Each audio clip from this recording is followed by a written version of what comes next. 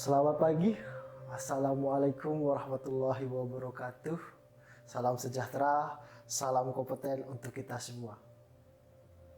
Senang rasanya pada hari yang berbahagia ini saya dapat bertemu dengan kawan-kawan yang luar biasa.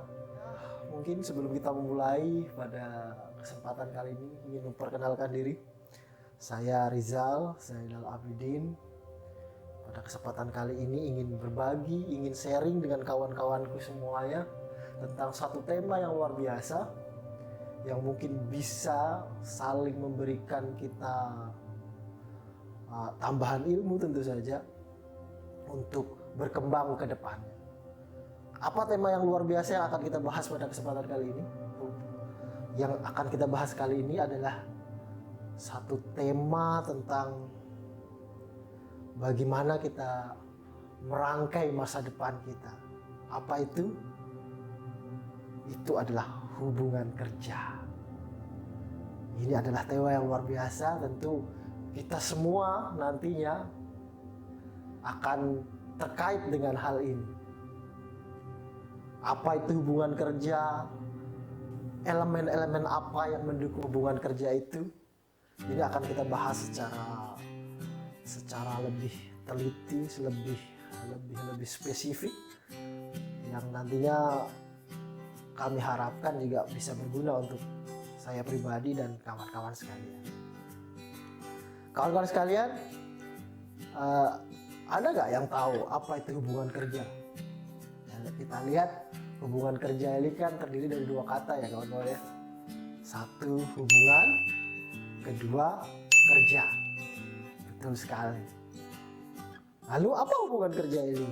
Ya, kalau kita artikan satu persatu, ya, hubungan ini dapat kita artikan sebagai suatu interaksi, suatu komunikasi, ya kan? Suatu saling keterkaitan. Itu hubungan. Lalu kerja, apa itu kerja kawan-kawan? Ada yang punya ide? Betul sekali. Kerja itu adalah suatu kegiatan untuk menghasilkan suatu produk, baik itu barang atau jasa. Nah, itu jika kita artikan satu persatu kawan-kawan. Tapi kalau kita artikan secara suatu makna yang utuh, hubungan kerja itu apa? Ada nggak yang punya ide tentang hubungan kerja ini apa? Betul sekali. Hubungan kerja ini adalah pertukaran tenaga kerja dengan kompensasi melalui kontrak. Secara garis besarnya seperti itu. Tentu hal ini diatur atau dikondisikan oleh negara. Satu, kedua pasar tentu saja. Apa peran negara? Apa peran pasar dalam hal ini? Negara tentu berperan untuk mengatur sehingga hubungan kerja ini dapat berlanjut dengan sebagaimana mestinya, sehingga negara dapat mengeluarkan aturan-aturan yang melindungi hak-hak dari setiap warga negaranya, baik sebagai pekerja maupun sebagai pengusaha. Lalu pasar ini sangat menentukan kawan-kawan. Pasar ini menentukan bagaimana nanti sistem kerja, sistem hubungan kerja, target dari hubungan kerja, apa yang diinginkan dari hubungan kerja ini. Seperti itu ya kawan-kawan ya, itu garis besarnya. Nanti kita akan bicarakan secara lebih khusus dalam diskusi. Lalu bagaimana dengan hubungan kerja ini? Apa yang mendukungnya? Elemen-elemen apa yang mendukung hubungan kerja ini ke depan? Bagaimana hubungan kerja ini dapat berlangsung? Ada nggak elemen-elemen yang mendukung keberlangsungan hubungan kerja ini? Betul sekali, ada. Jadi hubungan kerja ini secara garis besar didukung oleh 4 elemen kawan-kawan. Apa itu? 1, pekerja. Pastinya ya, itu harus ada pekerja. Kalau tidak ada pekerja, tentu hubungan kerja ini tidak bisa disebut hubungan kerja, ya kan? Lalu elemen kedua apa kawan-kawan? Betul, kalau ada pekerja pasti harus ada pemberi kerja. Itu pasti ya kawan-kawan ya.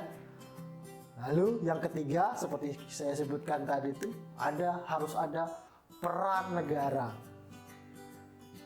Lalu yang keempat harus ada pasar dan kontrak.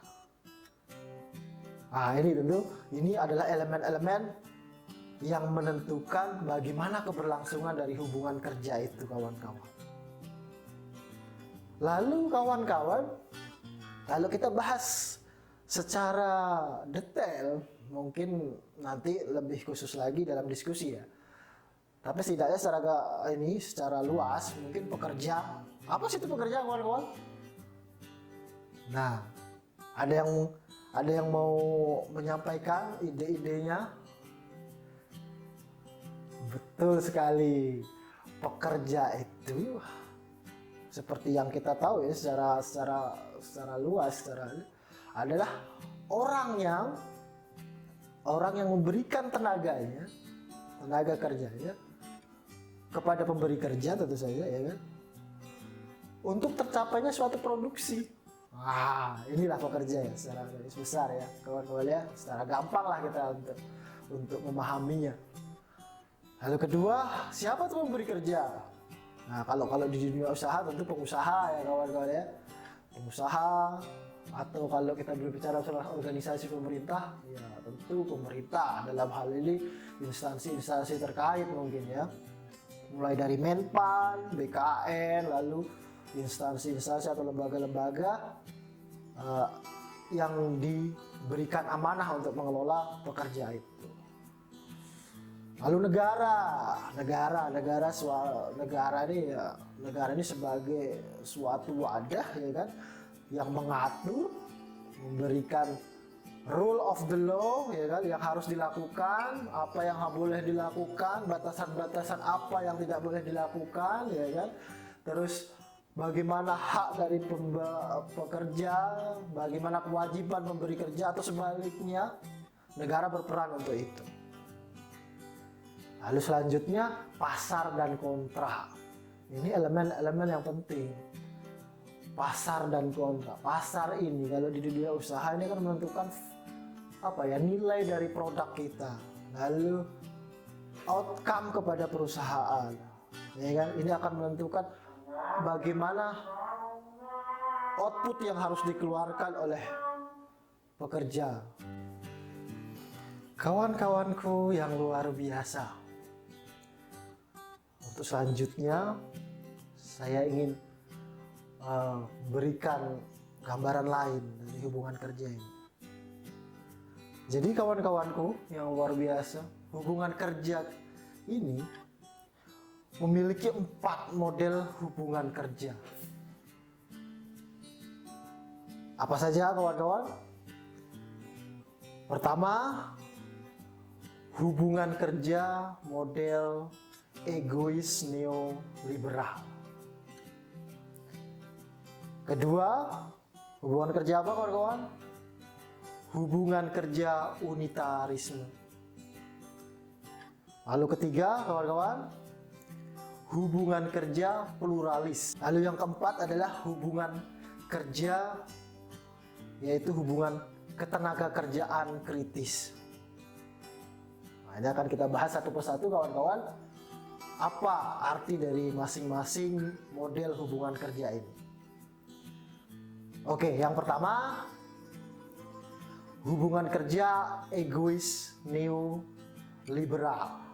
Ini dari bahasanya ini sudah bisa kita rasakan ya, bau-bau kebebasannya ya kawan-kawan ya. Seperti itu. Mungkin dari masing-masing kawan-kawan memiliki pandangan yang berbeda-beda terkait tentang hubungan kerja ini, model hubungan kerja ini.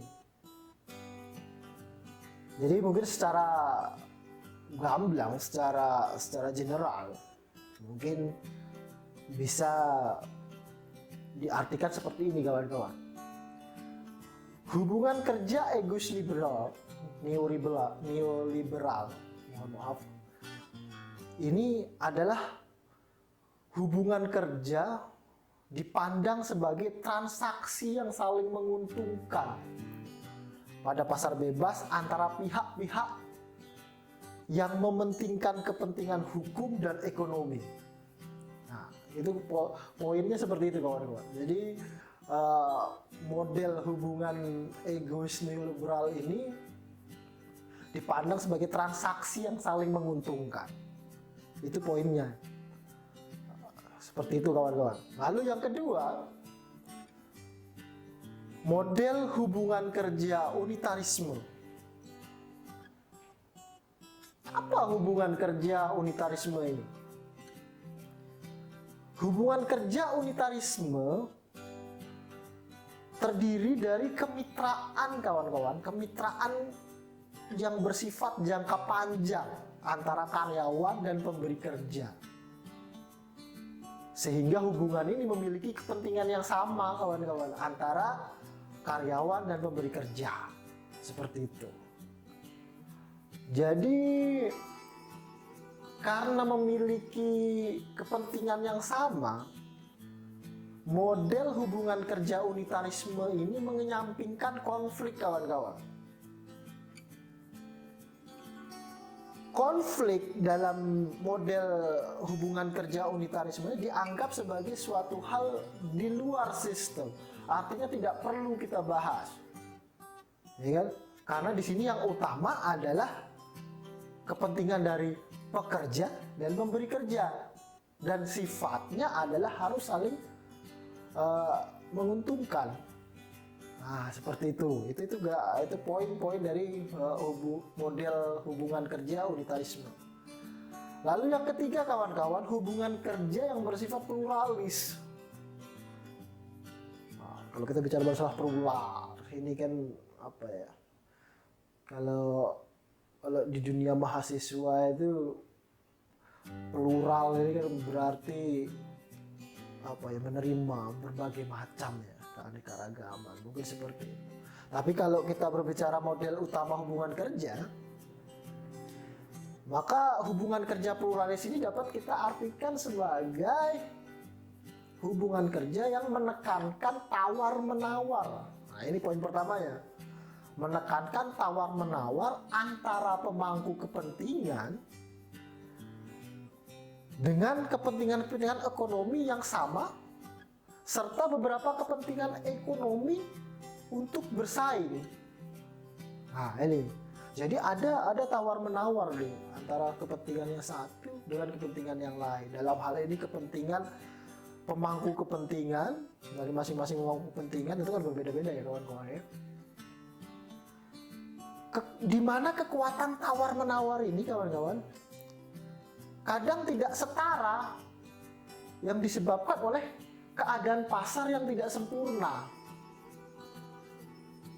Nah, ini kadang ini menjadi kelemahan utama sebenarnya daripada model hubungan kerja pluralis ini. Seperti itu. Lalu yang keempat, ini kalau kita lihat dari bahasa ya, ini adalah hubungan ketenaga kerjaan yang kritis. Wah, ini bahasa kritis ini luar biasa kadang ya kawan-kawan ya. Jadi kalau kita maknai hubungan tenaga kerja yang kritis ini adalah hubungan kekuasaan yang tidak setara antara kelompok-kelompok yang bersaing di dalamnya, ya kan? Yang tertanam di dalam dan tidak dapat dipisahkan dari ketidaksetaraan sistemik di seluruh sistem, baik itu secara sosiologis, politik maupun ekonomis. Kawan-kawanku yang luar biasa, dari keempat model hubungan kerja itu pada akhirnya menimbulkan implikasi yang berbeda dalam kita memahami tentang manajemen sumber daya manusia.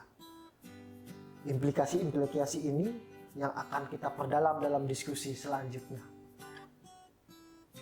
Demikian, saya Rizal Zainal Abidin mengucapkan terima kasih yang sebesar-besarnya atas perhatian kawan-kawan yang luar biasa.